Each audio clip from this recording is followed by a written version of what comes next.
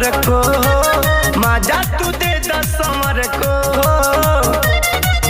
तू हसीना से ओढ़नी सर को